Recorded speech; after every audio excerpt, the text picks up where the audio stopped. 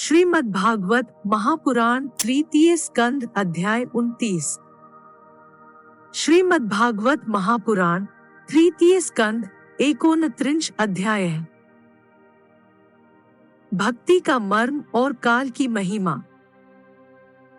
देवहूति ने पूछा, प्रभु, प्रकृति, पुरुष और महत्त्ववादी का जैसा लक्षण सांख्य शास्त्र में कहा गया है तथा जिसके द्वारा उनका वास्तविक स्वरूप अलग अलग जाना जाता है, और भक्तियोग को ही जिसका प्रयोजन कहा गया है, वह आपने मुझे बताया। अब कृपा करके भक्तियोग का मार्ग मुझे विस्तार पूर्वक बताइए। इसके सिवा जीवों की जन्म रूपा अनेक प्रकार की गतियों का भी वर्णन कीजिए, जिनके सुनने से जीव को सब प्रकार की वस्तुओं से वैराग्य होता है, जिसके भय से लोग शुभ कर्मों में प्रवृत्त होते हैं, और जो ब्रह्मादि का भी शासन करने वाला है, उस सर्वसमर्थ काल का स्वरूप भी आप मुझसे कहिए। ज्ञान दृष्टि के लुप्त हो जाने के कारण देहादि मिथ्या वस्तुओं में जिन्हें आत्माभिमान हो गया तथा बुद्धि के कर्मासक्त रहने के कारण अत्यंत श्रमिक होकर जो चिरकाल से अपार अंधकार में संसार में सोए पड़े हैं, उन्हें जगाने के लिए आप योग प्रकाशक सूर्य ही प्रकट हुए हैं। श्री मैत्रेय जी कहते हैं, कुरुश्रेष्ठ विदुर जी, माता के ये मनोहर वचन सुनकर महामुनि कपिल जी ने उनकी प्रशंसा की और जीवों के प्रति दया से द्रवित हो बड़ी प्रसन्नता के साथ उनसे इस प्रकार बोले। श्री भगवान ने कहा, माता जी, साधकों के भाव के अनुसार भक्तियोग का अनेक प्रकार से प्रकाश होता है, क्योंकि स्वभाव और गुणों के भेद से मनुष्यों के भाव में भी विभिन्नता आ जाती है। जो भेददर्शी क्रोधी पुरुष हृदय में हिंसा, दंभ अथवा मात्सर्य का भाव रखकर मुझसे प्रेम करता है, वह मेरा तामस भक्त है। जो पुरुष विषय, यश और ऐश्वर्य की कामना से प्रतिमादि में मेरा भेदभाव से पूजन करता है, वह राजस भक्त है। जो व्यक्ति पापों का क्षय करने के लिए, परमात्मा को अर्पण करने के लिए और मेरा पूजन करना कर्तव्य है, इस बुद्धि से मेरा भेदभाव से पूजन करता है, वह सात्विक भक्त है। जिस प्रकार गंगा का प्रवाह अखंड रूप से समुद्र की ओर बहता रहता है, उसी प्रकार मेरे गुणों के श्रवण मात्र से मन की गति का तैल धारावत अविच्छिन्न रूप से मुझ सर्वांतर्यामी के प्रति हो जाना तथा मुझ पुरुषोत्तम में निष्काम और अनन्य प्रेम होना, यह निर्गुण भक्तियोग का लक्ष्य गया है। ऐसे निष्काम भक्त दिए जाने पर भी मेरी सेवा को छोड़कर सालोक्य, साष्टी, सामीप्य और सारूप्य और सायुज्य मोक्ष तक नहीं लेते, भगवत सेवा के लिए मुक्ति का तिरस्कार करने वाला यह भक्तियोग ही परम पुरुषार्थ अथवा साध्य कहा गया है। इसके द्वारा पुरुष तीनों गुणों को लांघकर मेरे भाव, मेरे प्रेम रूप अपराकृत स्वरूप को प्राप्त हो जाता है। निष्काम भाव से श्रद्धा पूर्वक अपने नित्य नैमित्तिक कर्तव्यों का पालन कर नित्य प्रतिहीन सारहित उत्तम क्रिया योग का अनुष्ठान करने, मेरी प्रतिमा का दर्शन, स्पर्श, पूजा, स्तुति और वंदना करने, प्राणियों में मेरी भावना करने, धैर्य और वैराग्य के अवलंबन, महापुरुषों का मान, दीनों पर दया और समान स्थिति वालों के प्रति मित्रता का व्यवहार करने, यम नियमों का पालन, अध्यात्म शास्त्रों का श्रवण और मेरे नामों का उच्च स्वर से कीर्तन करने से तथा मन की सरलता, सत्पुरुषों के संग और अहंकार के त्याग से मेरे धर्मों का, भागवत धर्मों का अनुष्ठान करने वाले भक्त पुरुष का चित्त अत्यंत शुद्ध होकर मेरे गुणों के श्रवण मात्र से अनायास ही मुझ में लग जाता है।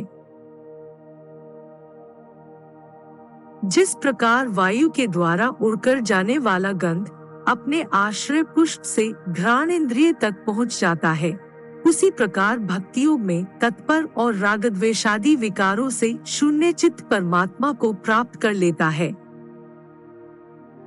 मैं आत्मा रूप से सदा सभी जीवों में स्थित हूँ।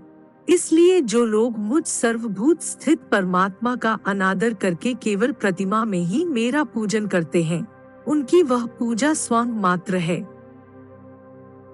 मैं सबका आत्मा परमेश्वर सभी भूतों में स्थित हूँ। ऐसी दशा में जो मोहवश मेरी उपेक्षा करके केवल प्रतिमा के पूजन में ही लगा रहता है, वह तो मानो भस्म में ही हवन करता है। जो भेददर्शी और अभिमानी पुरुष दूसरे जीवों के साथ वैर बांधता है और इस प्रकार उनके शरीरों में विद्यमान मुझ आत्मा से ही द्वेष करता है, उसके मन को कभी शांति नहीं मिलती। माताजी, जो दूसरे जीवों का अपमान करता है, वह बहुत सी घटिया बढ़िया सामग्रियों से अनेक प्रकार के विधि विधान के साथ मेरी मूर्ति का पूजन भी करे तो भी मैं उससे प्रसन्न नहीं हो सकता। मनुष्य अपने धर्म का अनुष्ठान करता हुआ तब तक मुझ ईश्वर की प्रतिमा आदि में पूजा करता रहे, जब तक उसे अपने हृदय में एवं संपूर्ण प्राणियों में स्थित परमात्मा का अनुभव न हो जाए। जो व्यक्ति आत्मा और परमात्मा के बीच में थोड़ा सा भी अंतर करता है, उस भेददर्शी को मैं मृत्यु रूप महान भय उपस्थित करता हूँ। अतः संपूर्ण प्राणियों के भीतर घर बनाकर उन प्राणियों के ही रूप में स्थित मुझ परमात्मा का यथा योग्य दान, मान, मित्रता के व्यवहार तथा समदृष्टि के द्वारा पूजन करना चाहिए।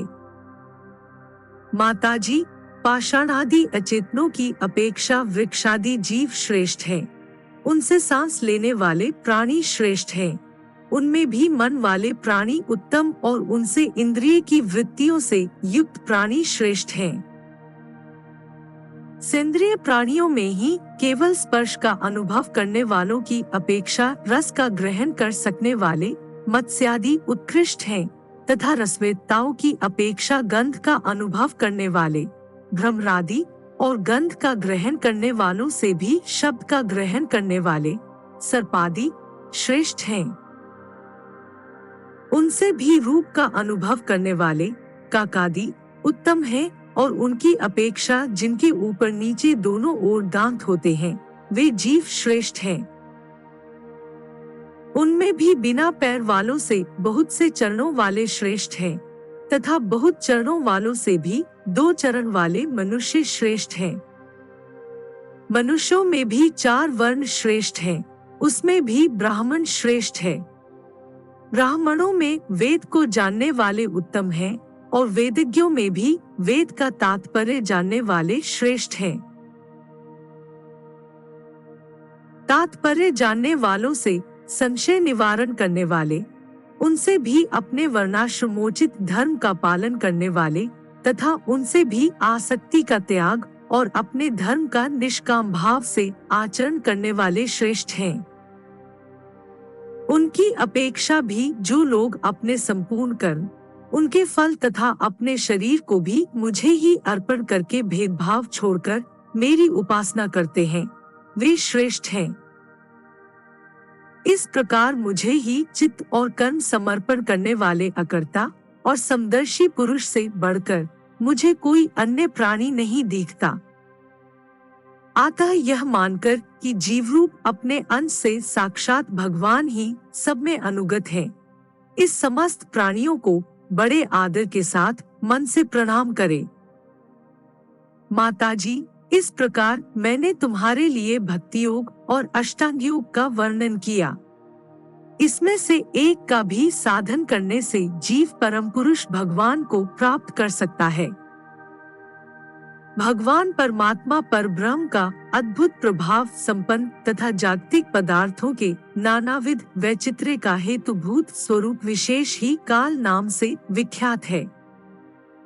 प्रकृति और पुरुष इसी के रूप हैं तथा इनसे यह पृथक भी है।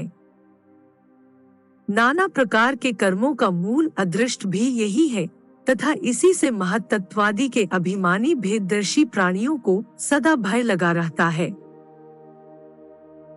जो सबका आश्रय होने के कारण समस्त प्राणियों में अनुप्रविष्ट होकर भूतों द्वारा ही उनका सहार करता है, वह जगत का शासन करने वाले ब्रह्मादि का भी प्रभु भगवान काल ही यज्ञों का फल देने वाला विष्णु है।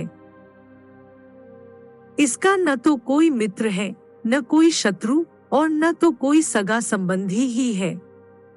यह सर्वदा सजग रहता है और अपने स्वरूप भूत श्री भगवान को भूलकर भोगरूप प्रमाद में पड़े हुए प्राणियों पर आक्रमण करके उनका संहार करता है।